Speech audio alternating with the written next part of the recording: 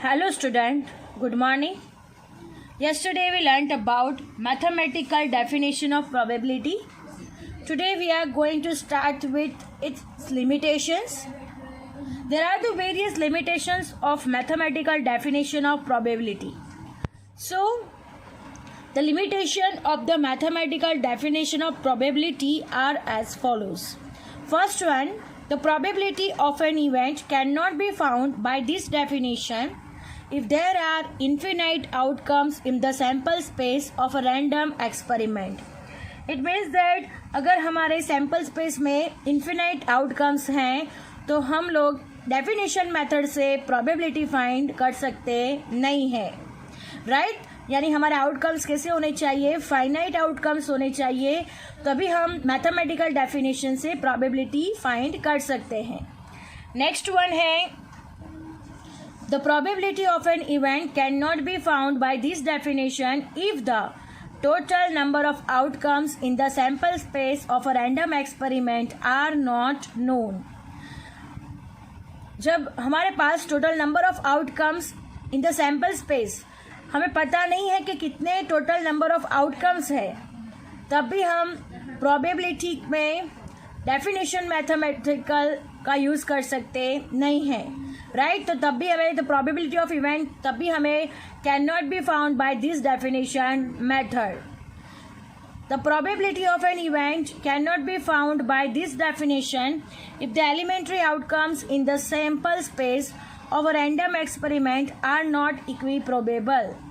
अगर हमारे sample space में रैंडम एक्सपेरिमेंट में अगर सारी इवेंट्स है वो इक्वी प्रोबेबल नहीं है तो डेफिनेशन मेथड से प्रोबेबिलिटी फाइंड कर सकते नहीं है. अंडरस्टैंड? नेक्स्ट है, the word equiprobable is mentioned in the mathematical definition of probability. हमें पता है कि मैथमेटिकल डेफिनेशन ऑफ प्रोबेबिलिटी में इक्वी प्रोबेबल को मेंशन किया गया है. अब equiprobable events are the events with the same probability. हमें पता है कि इक्वी प्रोबेबल इवेंट्स किसको कहते हैं कि जिसको आने के चांसेस कैसे होने चाहिए, सेम होने चाहिए. Thus the word probability is used in the definition of the probability. Understand? So these are the various limitations of mathematical definition of probability. Now we are going to start our exercise 1.2 sum number 1.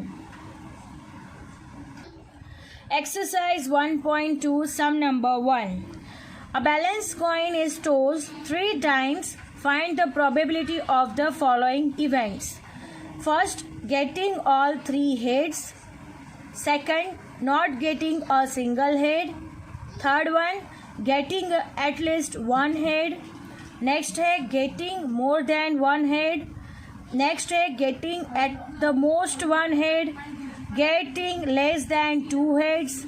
Getting head and tail alternately. Getting more number of heads than the tails. सो हम लोगों को क्या करना है, एक balance coin लेना है, उसको 3 टाइम टॉस करना है. सबसे पहले उसके आउटकम्स हम लोग फाइंड करेंगे, यानी सैम्पल स्पेस यू फाइंड करेंगे. देन आफ्टर हमें ये सारी की सारी प्रोबेबिलिटी फाइंड करनी है by using mathematical definition method से यूज़ करनी है. यानी जैसे कि हम लोग मैथमेटिकल डेफिनेशन में देख गए थे कि P of A is equal to M by N, उस हिसाब से हमें यहाँ पे सारी की सारी पॉसिबिलिटीज फाइंड करनी है. So let us start our sum. First we have to find sample space U. A balance coin is tossed 3 times, यानी सबसे पहले हम लोग उसका सैम्पल स्पेस फाइंड करेंगे. फर्स्ट हमें क्या फाइंड करना है? So let us start our sum. A balance coin tossed 3 times, यानी एक बैलेंस कॉइन को कितने टाइम्स टॉस करना है? 3 times. So the total number of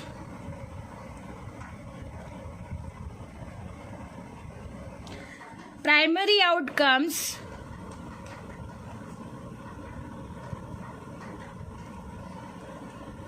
of its sample space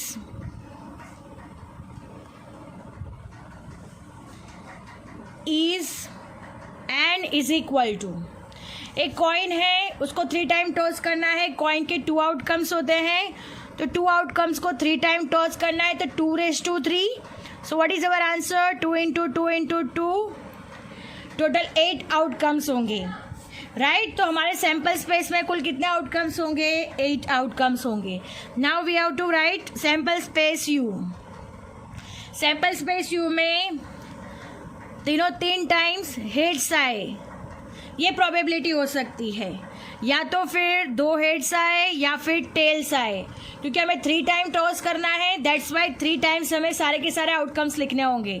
यानी 3 टाइम्स फर्स्ट टॉस किया तो तीनों 3 हेड्स आए, देन नेक्स्ट टाइम टॉस किया तो 2 टाइम हेड्स आया, 1 टाइम टी आया.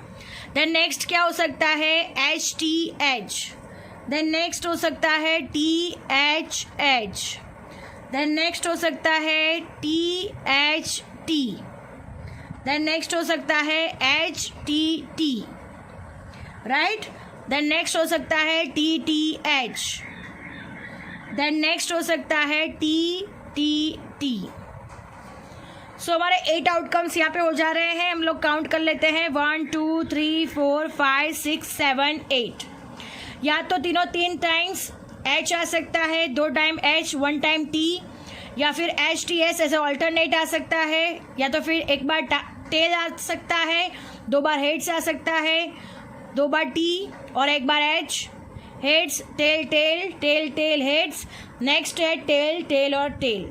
सो these are the possibilities for a balance coin toss 3 times, right. तो see that's the possibility. Now what we have to find event A. Event A में क्या कहा गया है हम लोगों को? Event of getting all 3 heads. Event A में कहा गया है event A is equal to, हमें कहा गया है event of getting all 3 heads, right. हमें इवेंट ए में कहा गया है कि event of getting all 3 heads, यानी इसमें से तीनों 3 हेड्स किस में है? तो ओनली 1 इवेंट ऐसी है, ओनली 1 आउटकम ऐसा है जिसमें तीनों 3 टाइम हेड्स है, तो इवेंट ए. तो इवेंट ए क्या हो जाएगा? Event A is equal to H H H, right. तो उसका आउटकम्स कितना हो गया? Only 1 outcomes. So favourable outcomes for event A. So favorable outcomes for event A, m is equal to 1. हम लोग आगे सीख चुके हैं, जब डेफिनेशन मेथड पढ़ा था तब हमें फेवरेबल आउटकम्स फाइंड करने होते थे जो इवेंट ए से मिलते थे. तो यहाँ पे favourable outcomes for event A M is equal to 1. So probability of A यानी P of A is equal to M by N. So P of A is equal to M by N. So M is equal to 1, N is equal to 8. So our answer is P of A is equal to 1 by 8. Understand. Next है event B. Next है हमारा event B. So what is event B? Event B is equal to, question में है event of not getting single head.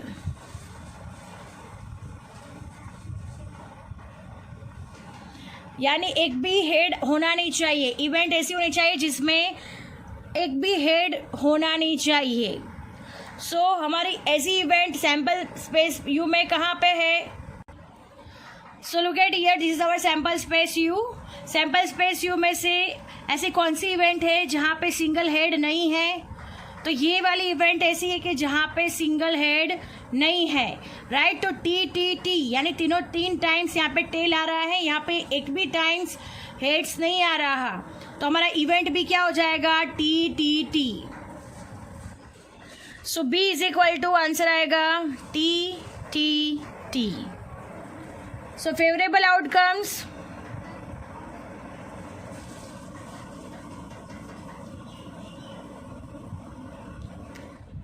For the event B,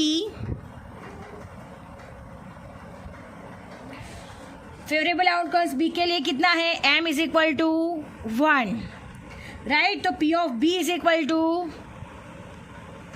M divide by N.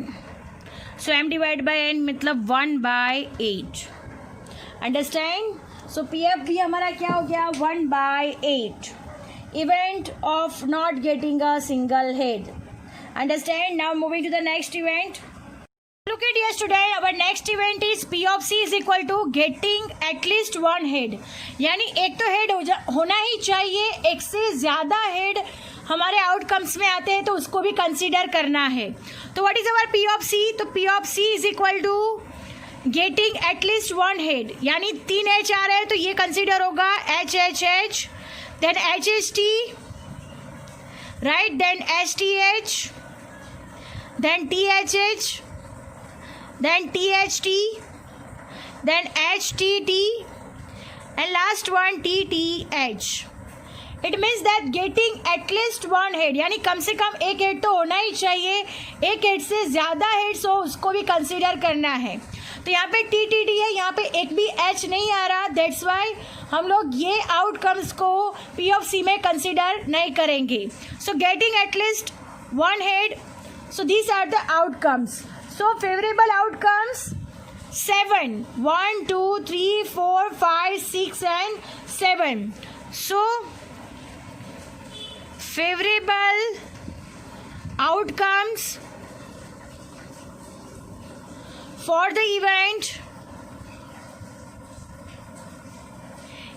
C कितना हो गया? is M is equal to 7. So P of C, probability of C is equal to M by N. So 7/8. So हमारा answer क्या हो गया? 7/8. Understand? P of C is equal to, our answer is 7/8. Now moving to the next event, P of D. अब हमें sample space you से next event find करना है. So what is our next event? P of D is equal to event of getting more than one head. Event D is equal to क्या है? Event getting more than one head. Event getting more than one head यानी एक head से ज़्यादा heads वाले outcomes इसमें consider होंगे. एक हेड्स और एक हेड से ज़्यादा. अंडरस्टैंड. तो event of getting more than one head. So our outcomes is P of D is equal to, event में क्या होगा? यानी एक से ज़्यादा हेड्स होने चाहिए. तो यहाँ पे हमारा सैम्पल स्पेस यू में H H H 3 times heads आ रहा है. Then H T H, H H T and T H H. बाकी सब 1 टाइम्स आ रहे हैं तो उसको कंसिडर करेंगे नहीं. बिकॉज यहाँ पे हमारी पॉसिबिलिटी क्या दी गई है? Getting more than one head, यानी एक हेड से ज़्यादा हेड्स होना चाहिए. तो फेवरेबल आउटकम्स कितने हो गए? M is equal to 4, right. So P of D is equal to M divided by N. So 4 divided by 8. So its answer is 1/2. 4 2s are 8. तो हमारा आंसर कितना हो गया? 1/2. Event getting more than one head. Now moving to the next event. अब हमारा next event है P of E is equal to event getting at the most one head. At the most one head इसका meaning ये होगा 0 और 1, यानी एक भी टाइम हेड नहीं होना चाहिए, यानी 0 टाइम हेड होना चाहिए और 1 टाइम हेड होना चाहिए.